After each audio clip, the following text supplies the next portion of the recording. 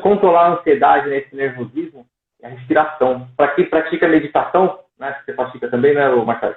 E ajuda Sim. bastante no nervosismo, no medo. Qualquer sensação ruim, na verdade, em excesso, a respiração ajuda muito.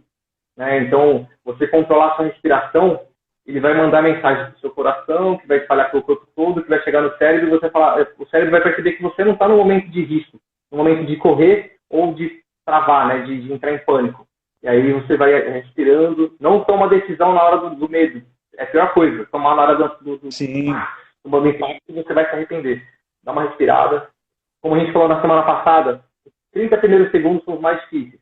Controla a respiração, dá uma segurada, e isso funciona. Pega um copinho de água, ajuda bastante também. Tomar uma coisinha, Existe uma alguma coisa para dica. distrair. Sim, existe uma dica, por exemplo, para distrair. Você está com medo de alguma coisa, de uma situação que você não sabe enfrentar aquilo ali, por exemplo, uma entrevista de emprego, alguma coisa, come um chocolate.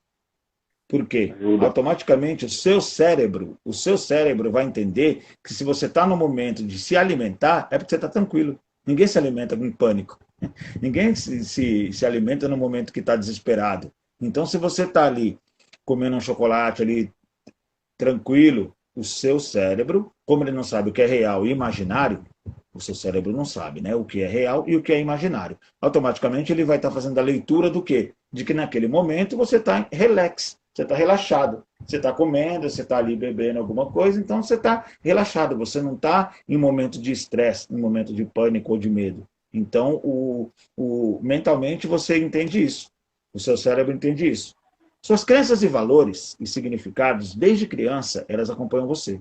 Então, o que acontece? Por exemplo, quando você era pequeno, e talvez até hoje, muita gente, muitas famílias, né, tem a mania de não deixar o chinelo virado, que a mãe vai morrer, e isso, aquilo outro, né? E é uma crença muito antiga.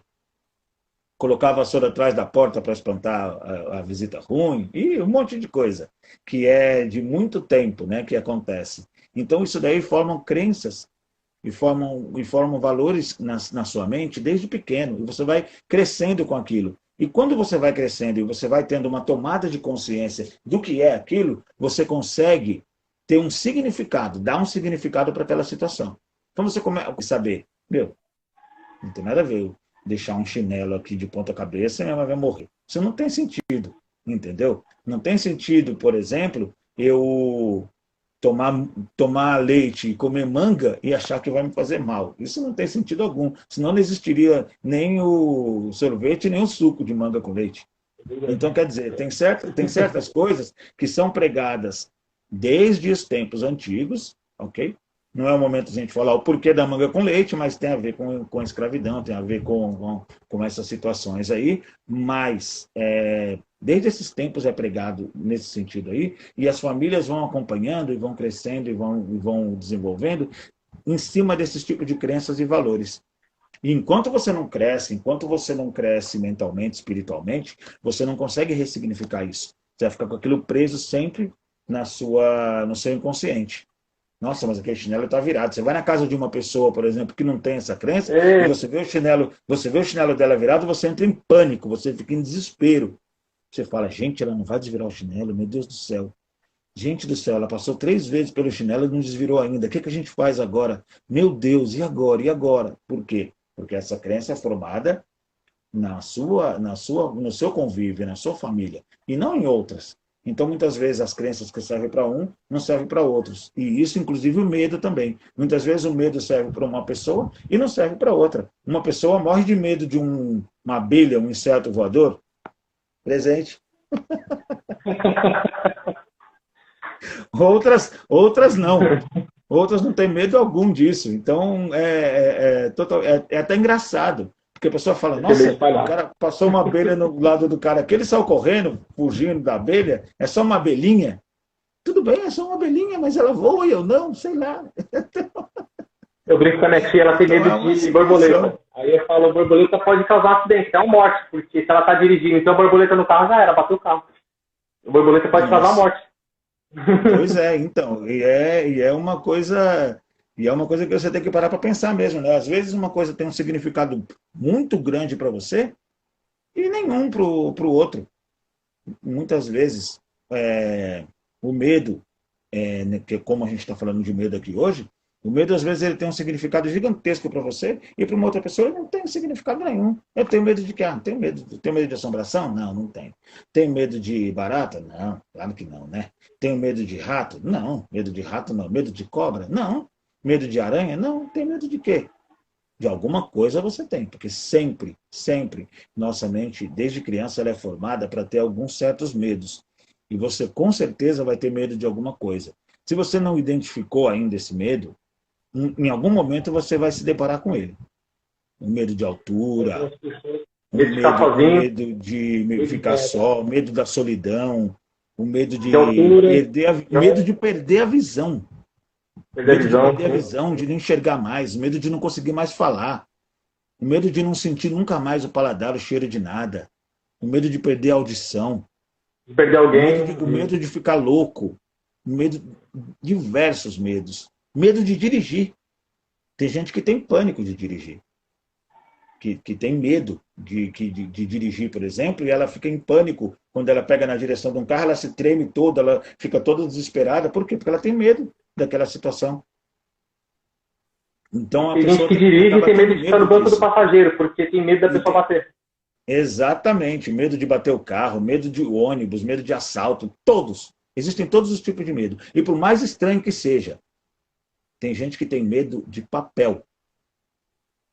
Eu conheci uma pessoa que tem medo de papel. Porque ela viu criança... Não, presta atenção. Ela viu uma reportagem quando criança de que o papel tinha o poder de passar e cortar, por exemplo. O papel, quando ele passa, ele pode rasgar, se ele passar com muita força. E ela viu uma criança que cortou o pescoço e aquilo ficou na mente dela para sempre. Ela cresceu com aquilo. Ela tem medo do papel. É incrível. E aí, Costela, tudo bom? Crenças, coisas que vêm lá do passado, de novo. Bem, chegaram também, exatamente, tem medos que vêm do passado. Pode fazer sua pergunta aí, viu? Quem está chegando agora. Medos de... Tem mais poucos minutos aqui para acabar já a transmissão. Já. Isso, aproveita aí, gente, para fazer a pergunta que está terminando nossa live de hoje. Lembrando, né, que vai ter o sorteio desse livro aqui, do Zé Roberto Marques, tá? E uma outra coisa também que a gente não falou e que vai ter também. No final, a gente vai também fazer um e-book com todo o conteúdo dessa nossa jornada, né? Desses 5 dias. E vai fornecer também, para quem estiver seguindo a gente, para quem estiver acompanhando as nossas lives desde a primeira, até quando a gente fizer a última aqui, a gente vai criar algumas formas de sorteio também desse livro e desse nosso e-book que a gente vai passar para vocês. E vamos programar mais alguma coisa legal também daqui para frente ainda para essa nossa jornada. Ale, boa noite, Ale. Tudo bem? Boa noite, Ricardo. Belezinha? Água. Tem que tomar água. Medo de ficar desidratado. Medo de ficar perdido na floresta. Vamos falar de e-book também, ô Marcelo? Vamos falar de e-book? Perfeito, pode falar. Quem compartilhar com mais 3 pessoas, somente para quem é inscrito, compartilhou com mais 3 pessoas, no final dessa série de 5 vídeos, a gente vai distribuir gratuitamente o e-book sobre as 5 emoções. Tudo que a gente falou vai estar no e-book também. A gente vai documentar isso daí. Perfeitinho. E inclusive também nas nossas redes sociais, tá? Quem ir lá e comentar também, a gente vai fornecer também o e-book. Para quem fizer o melhor comentário, a gente vai dar o livro. Pronto, garantido já. O melhor comentário a respeito de toda essa nossa live aqui, a gente vai dar esse livro aqui do José Roberto Marques, que é maravilhoso, hein? Isso, quem não teve a oportunidade ainda de ler, qualquer um dele pode ler. Isso, na última live. Durante essas aqui todas, né, vai valer todos os comentários, tanto aqui na live, quanto no nosso Instagram direto, ou nas nossas redes sociais, qualquer uma delas. O Ale mandou uma pergunta aqui, ó, sobre o medo. Quem achou legal, só um minutinho, quem achou legal, só um minutinho, Fernando, quem achou legal aí, dá um ok, tá? Dá um curtizinho aí na nossa página. Dá um coraçãozinho aí pra gente, aí, pra ajudar a gente. Esse daqui. Pode fazer a pergunta. Sobre o medo. O que vocês acham sobre o medo que nos protege? Aquele que nos protege de certas situações. Perfeito. A gente falou um pouquinho sobre isso, né, Alexandre? O que foi? Por exemplo, o medo que a gente tem quando é pequeno, de atravessar a rua, ter que olhar para os dois lados, a gente aprende isso desde pequenininho, porque ele é um medo protetor, né? O medo, por exemplo, que você tem de um querido, um enteado seu muito idoso, por exemplo, cair da escada, sofrer um acidente, aquela proteção que você tem, né? E o medo que você tem do seu filho, de ele andar de bicicleta, de ele fazer alguma coisa ali, você ter aquela proteção também naquele sentido. Porém, esse medo, o mesmo medo que protege, pode virar o medo da superproteção, o que já é um problema. Porque você já protege em excesso. Aí você tem medo do seu filho descer, por exemplo, andar no azulejo, porque ele vai escorregar, bater a cabeça e cair. Aí você tem medo dele descer uma escada, porque ele vai cair da escada. Aí você tem medo de ele andar de bicicleta porque ele vai ser atropelado. Aí você começa a ter uma superproteção e criar uma paranoia em cima disso. E aí o medo, que era um medo de proteção, que era um medo empoderador, no caso, né? Que era para você ter um certo poder, acaba se tornando quase que uma fobia. Se torna uma superproteção e se torna um pânico daquela situação ali, determinada. Então, esse que é um aspecto desse medo também. Agora, o medo empoderador, ele é muito bom. Por quê? Porque você sente medo de certas coisas. Por exemplo, você trabalha e sabe que você está naquele momento ali e você pode perder o seu emprego por uma determinada situação. Pelo medo de perder o emprego, você começa a trabalhar melhor, você começa a se dedicar mais ao seu trabalho. É a mesma coisa também que pelo medo de não passar no vestibular, você se dedica muito mais, você estuda muito, você estuda bastante. Perguntas, porque eu tenho uma certa situação aqui que corta aqui minha câmera, eu não sei o que é. Mas o Fernando, se ele enxergar, ele faz a pergunta aqui para mim, por favor. Com o tempo fora do ar, hein? Foi, saiu a conexão aqui, eu tive que trocar a conexão. Bom, ele colocou assim, ó, o Ale. Pedir desculpa pela demora. Cara, não esquenta, só de estar aqui já tá excelente já. Grato pelas lives, são de grande importância em minha caminhada. Sim, e o medo de dar certo. O medo do novo. É justamente isso, né? Falamos isso também, né? Do nosso controle, né? O desconhecido foge do nosse controle. Tudo que foge do nosso controle deixa a gente em pânico. E aí vem a gente saber controlar, né, esse medo, né, de como lidar com isso, que é diferente. E às vezes, sinceramente, vai com medo mesmo. Vai com medo, que às vezes você não vai se arrepender. Põe a fralda e vai embora. Para encarar a situação é isso daí, entendeu? Tá com medo? Põe a fralda e vai embora. É o melhor que você faz. Nesse sentido aí de medo, né? É claro. A melhor coisa, sair da zona do conforto, às vezes, é a melhor coisa que a gente tem que fazer. Exato. Agora, por exemplo, você já deve ter visto também na internet aí uma situação que tem uma ponte lá na China, um negócio lá que é altíssimo e que é uma ponte de vidro e que as pessoas passam por ali, olham lá para baixo, é um penhasco gigantesco. Pode me dar a fortuna que for, o que você quiser me dar, eu não consigo colocar o meu pé naquele início daquela ponte. Ainda mais se me jogar no meio ali, pelo amor de Deus, eu morri. Acho que eu tenho infarto ali, porque é incrível aquilo ali. Aquilo ali, muito medo de altura. Eu tenho muito medo de altura. Então é uma situação que me daria muito medo mesmo. Era uma situação daquela ali. Eu não conseguiria. Eu acho que eu jamais iria conseguir transcender aquilo. Nunca. Eu moro num sobrado. Acho que não. Eu moro num sobrado. Quando eu chego no parapeito, assim, que eu olho para baixo, já me dá uma aflição. Eu não gosto nem de ficar no parapeito. Eu também. Dá para segurar, e eu tenho medo de cair. Eu não sei, é um medo de altura. E é um medo que é mais comum do que se imagina. Uma vez eu passei de helicóptero, eu em vez de curtir, eu tava curtindo o passeio assim, olhando pela janela assim, porque eu tava com medo de cair. Eu tava de cima, não tinha como eu cair. Será que eu teria coragem de andar no helicóptero também? Não sei. Porque o helicóptero é perto, um avião ainda te dá um pouco menos de uma sensação um pouco menor. Agora, o helicóptero em si, ele também. Eu, por exemplo, aqui na minha sacada aqui, eu tenho medo do meu filho quando ele aparece ali para conversar com os amiguinhos ou coisa parecida, eu tenho medo. Aí eu seguro ele. Pai, calma. E olha só que interessante. Né? Olha que interessante. A nossa geração, não era comum você ver grade na janela. E era comum você ver criança arrebentada, com o joelho machucado, com a mão machucada, com o sangue escorrendo. Metiolate, então, todo mundo tinha pavor de metiolate. Hoje em dia você não vê caramba, né? É dia, porque aí você ficava com medo de se machucar para não passar metiolate. Não é porque ia doer, porque é metiolate. Uma coisa agora, puxa a outra. Puxa a outra. E hoje pode ver que as crianças que mais têm problema respiratório são aquelas que estão criadas em casa, que não tem contato com bactéria da rua, não fica no chão, não fica descalço, no meio do mato. Não cria anticorpos, né? Não cria anticorpos. E isso vai fazendo mal para o próprio ser humano mesmo. Então, como será que vai ser as próximas gerações, então? Porque a gente está cada vez mais em casa, cada vez mais na internet, né? No aparelho celular, no notebook, no computador, na TV. A gente tem cada vez menos contato com outras pessoas. Né? Então, a internet aproxima a gente de quem está longe, e quem está perto acaba afastando. Né? E aí, outra coisa, as pessoas vão ficar com medo de se aproximar de outras pessoas pessoalmente. Vai gerar outro tipo de medo. Exato. Porque se você coloca uma criança, larga esse celular e vamos lá visitar alguém, o que a criança fala? Ah, não. Mas não, porque ela não quer ver outra pessoa de perto. Ela não quer sair dali, porque ela pode levar o celular para lá. Ela não quer ir, porque ela vai ficar perto de outra pessoa. Aí você bota para conversar com outra criança, ela demora para se soltar.